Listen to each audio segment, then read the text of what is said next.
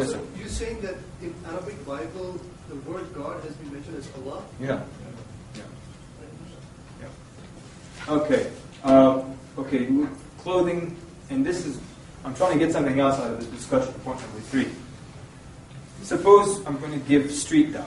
Not that I do, but suppose I'm giving street dawah. Well, I don't know if this works for Canada, this question or not. But let me take you to the U.S. You can just guess here. All right. I'm not really interested in what the answer is. I just want to get to another point. Suppose we're going to give dawah in Washington, D.C. How many people think it would be more effective if I put on some white thobe versus some pants? Put your hands up. That thobe is more effective. How many people think it's more effective if I put on pants and a shirt? Hands up. Okay. Those who didn't put their hands up, I don't know what you're wearing for dawah. Okay. Now, maybe you think, well, both are probably the same. Who thinks they're both equal? Okay. What we found from collective years of collective, I said, I'm not saying it is what I found. A lot of dua over the years. We found there isn't really much of a difference. Not really. Now, I know someone now is thinking, well, I can think of a scenario where if you're wearing a thobe, you could get shot. Probably is a scenario like that. And at the same time, I can think of a scenario where if you wear a thobe, you come off as more, what's the word I'm looking for? Credible. Yeah? So, the truth is, yeah, there could be some weird scenario, but in general, we didn't find much difference. You know that? But actually, believe it or not, the slight edge we found in that scenario that I mentioned, not saying put on a thobe and stand in North Courtyard, but I'm saying in that scenario that I mentioned, we actually found that there's a slight advantage to the thobe, believe it or not. Because people think of you as a little bit more credible. They think of you as clergy within your religious system, as someone with rank, even though we don't have rank. And at the same time, the thobe also brings you da'wah. Now remember, I said that one time, and one guy said, that's just, can't believe that. And next Friday, he's wearing a thobe, and some non-Muslim said, hey, so tell me, what is this about? What is this religion? So the thobe does bring you da'wah. And I remember one time I was at a restaurant, this lady came to me, she said, are you a rabbi? I said, yeah, I'm a black rabbi.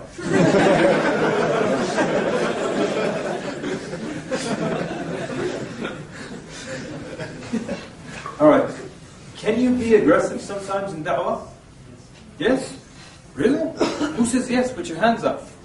Who says never put your hands up? Okay. You can be aggressive sometimes. Who can give us an example from the Prophet ﷺ when he was hard one time? Yes, sir. When Umar al-Khattab was coming to him when walking good, the Prophet ﷺ grabbed him. When Umar came to the Prophet ﷺ, wasn't he aggressive with him? Yes. Didn't he grab him and shake him? Don't do it next week, please. Don't shake anybody. But so, any other times you can think of in the seerah? Was it? Yeah, he grabbed his... Is that right? Yeah. Okay, I didn't know that. Khalid bin Walid? Okay. Any other thing? When Wahshi became Muslim? No, there wasn't. It was actually very gentle with him. Very gentle. You told him that I want to see your face again? No, it wasn't like that. It wasn't like I don't want to see your face again. It was actually the Prophet ﷺ, because he's the Prophet of Allah, didn't want to do any injustice to Wahshi. So he said, make sure I don't see you, just so that, because the Prophet ﷺ was so hurt by what Wahshi did, that the Prophet, because this is the Prophet of Allah, people, he didn't want to even grimace or lose a smile if he was smiling and he saw Wahshi and the smile disappears. Out of the Prophet of Allah, that's very, very harsh and very hurtful. So the Prophet ﷺ was so detailed and delicate that he didn't even want to frown at the face of Wahshi if he ever saw him. Because when he sees Wahshi, he will remember the hurt, his face will change. That's how detailed the Prophet ﷺ was. He didn't even want to affect him that much. That's why I told him, don't let me see you. He didn't mean, you would become Muslim, but I don't want to see your face ever again. That's not how the context. So it was actually very gentle from the Prophet ﷺ. Anyways, the idea is sometimes, or just like the debate is in a sense da'wah, and it's sort of aggressive. I think I tell the story of the drug dealer in DC. We're trying to give him da'wah, and he's just being so arrogant, this guy. He's talking to us about bricks, and you know what bricks are? Somebody knows what that is. Because he kept telling me, well, Allah give me a brick if I become Muslim. I said, what's a brick? He said, a brick of cocaine. Apparently that's the wholesale item, and then they break it down into the retail. So, Ahmed, you have to bear with me. Ahmed heard all these jokes before. I recycle jokes, it's good for the environment.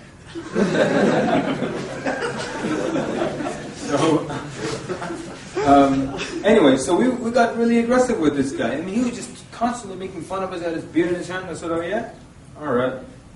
So I started to let him have it about the questions in the grave and so on and so forth. When we left, he was just standing just like this. You couldn't speak, you know. We had to, as the brother said, we had to shock him out of his comfort zone.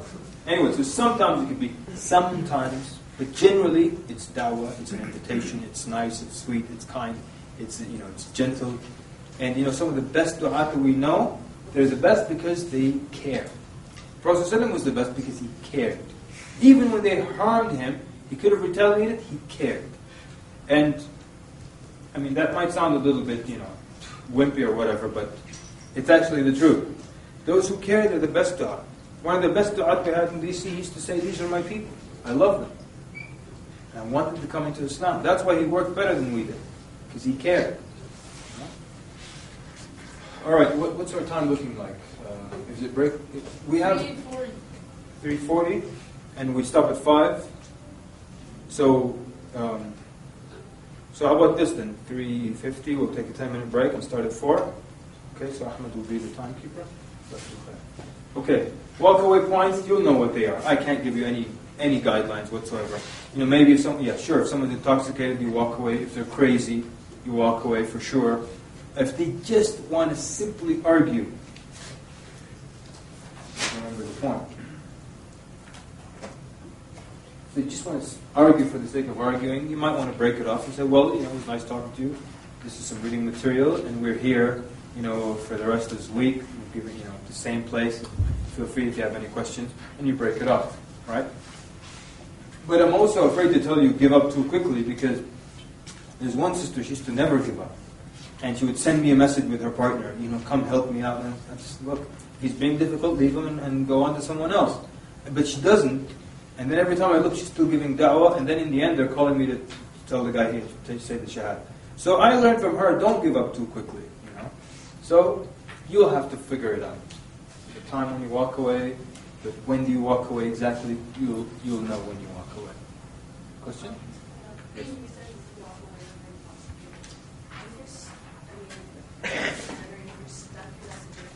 Sorry, I can't hear you.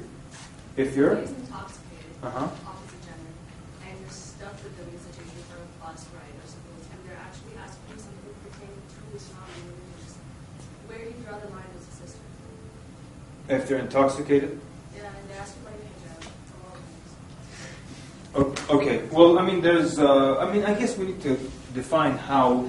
I hate to use these terms, but we have to, let's say, determine if the person is tipsy, or hammered, or wasted, or I don't know, all these other terms that they have. So if you're just tipsy, I think you could probably keep.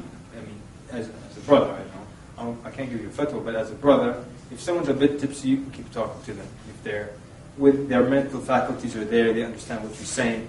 If they're a little beyond, if they're beyond, understanding, and tomorrow they won't recall any of this, don't waste time. I don't care what he's asking about.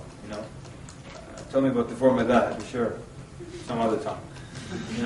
So I wouldn't waste my time if someone is beyond the point of comprehending what I'm saying.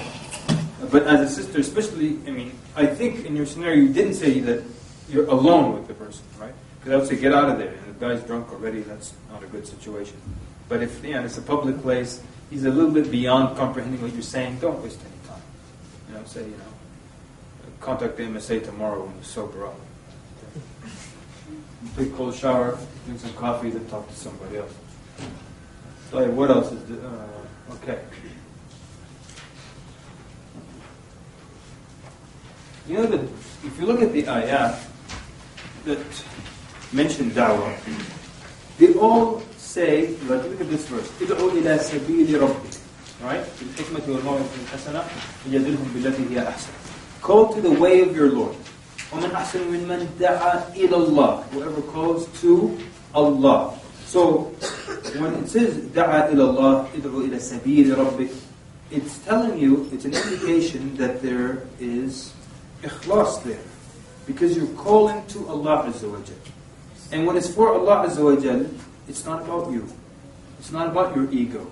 You don't get personally offended if someone, and this is the key, if someone refuses to take your pamphlet. You don't get upset if someone, makes an argument and he's just trying to, and he's got an ego and he says something that attacks your pride. You don't get offended because it's all about Allah Azza wa Jal. It's all for the sake of Allah Azza wa Jal. That's what ikhlas is, the most important part in your da'wah. The most important thing. But of course it's also one of the most difficult things as well. So set out doing it for the sake of Allah. This whole week is for the sake of Allah Azza wa Jal. I'm calling to the religion of Allah Azza wa Jal, to the deen of Muhammad sallallahu alaihi wasallam. So therefore if the person refuses, I did my job. Okay? It's not about my reputation as a da'iyah, that I'm going to be the best da'iyah out of the students, that I have the largest number of shahadas. That's why this whole number thing doesn't work. Not only does it push you to get cheap quality shahadas for the sake of counting the numbers, but it's not about